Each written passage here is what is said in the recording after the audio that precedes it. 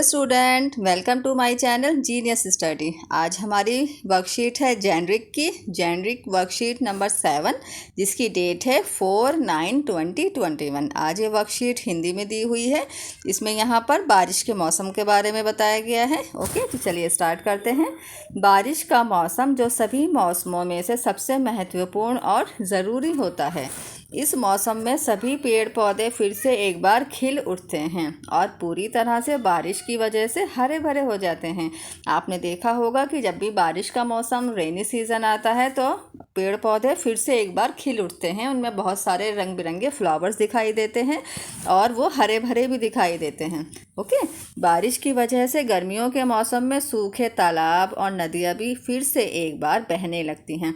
बारिश के पानी की वजह से ही जो तालाब और नदियाँ थोड़ी सी सूखी होने लगती हैं ज़्यादा गर्मी की वजह से। ओके, तो वो दोबारा से बहने लगती हैं। बहने मतलब उनमें पानी जो है पूरा भरने लगता है। बारिश के कारण वातावरण में फैली गर्मी भी नष्ट हो जाती है। वातावरण मतलब जो हमारा बाहर का एटमॉस्फेयर होता है उसके बारे में, कि वहाँ जो बाहर जो गर्मी लगती है निकलने में सूरज की वजह से, कि सन इतना तेज़ सूरज इतना तेज़ निकलता है, इतनी ज़्यादा गर्मी लगती है, तो वो गर्मी भी ख़त्म हो जाती है। बारिश के कारण ठंडा ठंडा सा नज़र आता है बाहर का मौसम, जिससे पूरा वातावरण ठंडा हो जाता है, जो हम सभी को एक अलग ही आनंद देता है, जिसे देखकर हमें बहुत अच्छा सा फील होता है।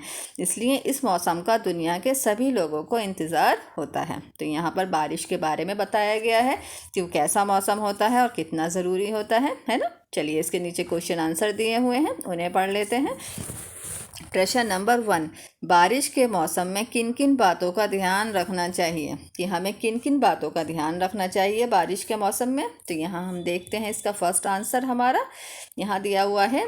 फर्स्ट पॉइंट पे हमने लिखा है, बारिश का मौसम एक ऐसा मौसम है जिसमें कीटाणु ज़्यादा सक्रिय हो जाते हैं। ये एक ऐसा मौसम है जिसमें बैक्टीरिया बहुत ज़्यादा सक्रिय रहते हैं, बहुत ज़्यादा उनकी ग्रो होते हैं, बहुत ज़्यादा तेज़ी के साथ ग्रो होते हैं। इसलिए हमें घर की और घर के आसपास सफाई का विशेष ध्यान देना चाहिए। हमें अपने घर की ही साफ़ सफाई नहीं, घर के आसपास जो हमारी जगह है, बाहर का जितना भी हमारा एरिया है, जो बाहर की जगह है, उसे भी साफ़ सफाई का विशेष ध्यान देना चाहिए। ये हमारा 1 पॉइंट है। हमारा सेकंड पॉइंट है, घर का बना हुआ खाना ही खाना चाहिए। हमें कोई भी बाहर से या गली में मिलने वाला स्ट्रीट फूड नहीं खाना चाहिए बरसात के मौसम में, क्योंकि जो बाहर जो लोग खाना बनाते हैं वो इतना ज़्यादा सफाई का ध्यान नहीं देते हैं, ना ही वो इतना हाइजीन होता है। ओके, तो हमें घर का बना हुआ ताज़ा फ्रेश खाना ही खाना चाहिए बरसात के मौसम में। पानी को फ़िल्टर करके ही पीना चाहिए। हमें डायरेक्ट किसी भी टैप से या नल से पानी नहीं पीना चाहिए रेनी सीज़न में, क्योंकि रेनी सीज़न में बीमारियां बहुत जल्दी उससे ग्रो करती हैं। कोई भी अगर हम वैसा पानी पी लेंगे किसी भी टैप से, तो वो अगर वो फ़िल्टर हुआ नहीं है तो उसकी वजह से हमारे पेट में प्रॉब्लम्स हो जाती हैं। ओके, तो ये हमारा थर्ड पॉइंट है। फोर्थ है हमारा, नालियों और गड्ढों में मक्खी मच्छर मारने की दवाई डालनी चाहिए। अगर हमारे घर के बाहर नालियों में नाली वगैरह है या गड्ढे हैं तो हमें उसमें मच्छर और मक्खी मारने की, जो बहुत ज़्यादा इस सीज़न में, इस रेनी सीज़न में बहुत ज़्यादा तेज़ी के साथ बढ़ते हैं मक्खी मच्छर, तो उन्हें पनपने में, ताकि उन्हें ख़त्म किया जा सके, उन्हें पनपने से रोका जा सके, तो इसलिए उनको मारने की दवाई डालनी चाहिए। और हमें 5th पॉइंट में है, हमें पूरी तरह से ढके हुए कपड़े पहनने चाहिए। रेनी सीज़न में मक्खी मच्छर बहुत ज़्यादा बढ़ जाते हैं, तो हमें पूरे स्लीव्स वाले ही टी शर्ट अगर आप पहनते हैं तो स्लीव्स वाली हो, और लोअर जो है वो भी फुल होना चाहिए। कोई भी किसी तरह का शॉर्ट नहीं होना चाहिए ड्रेस, हमारा फुल वाले स्लीव्स पहन के ही रखने चाहिए।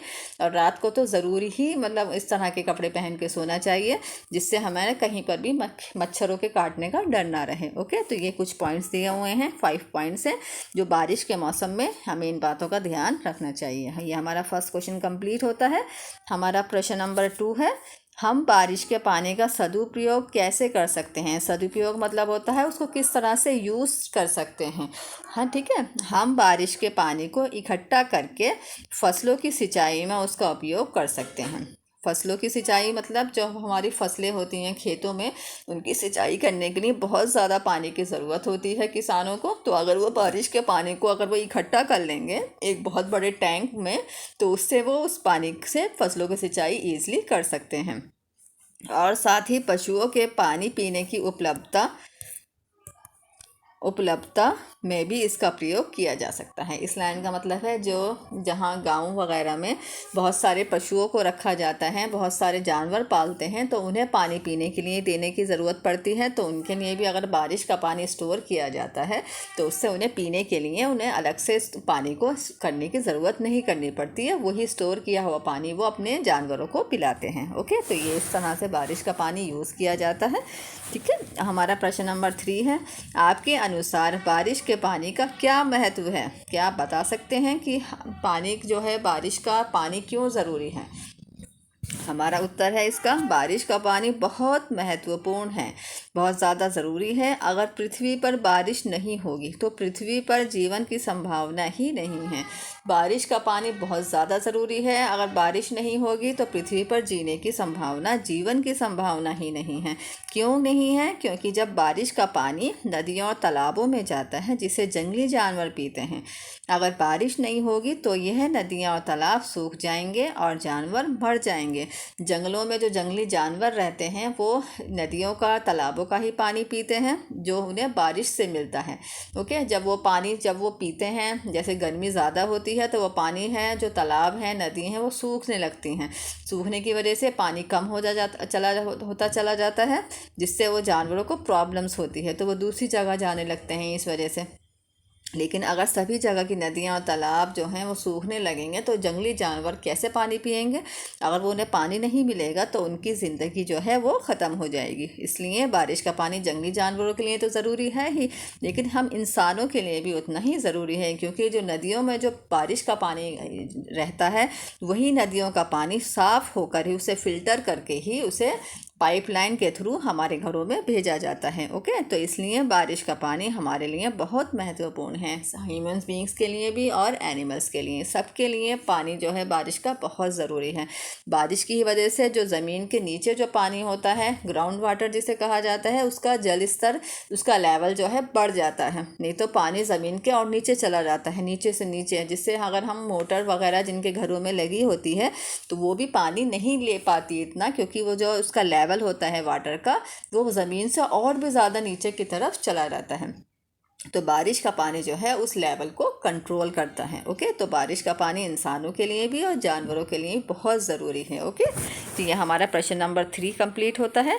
प्रश्न नंबर 4 है, वर्षा के 3 पर्यायवाची शब्द लिखिए। पर्यायवाची मतलब होता है, पर्यायवाची का क्या मतलब होता है कि उनके बारे में 3 पर्यायवाची शब्द, मतलब इनके सेम इसी तरह के और किन नामों से उन्हें बुलाया जाता है।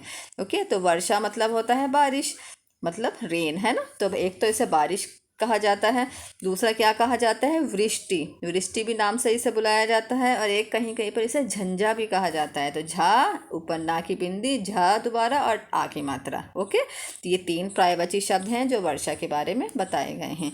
ओके, हमारा प्रश्न नंबर 5 है, हमें पानी कहाँ कहाँ से प्राप्त होता है? 3 स्रोत लिखिए। 3 स्रोत मतलब उसके 3 सोर्सेज लिखने हैं कि हमें पानी कहाँ कहाँ से मिलता है। जैसे यहाँ पर एक एग्जाम्पल दिया हुआ है, तालाब, एक तालाब से पानी मिलता है। यहाँ पर अपने 3 और लिखने हैं।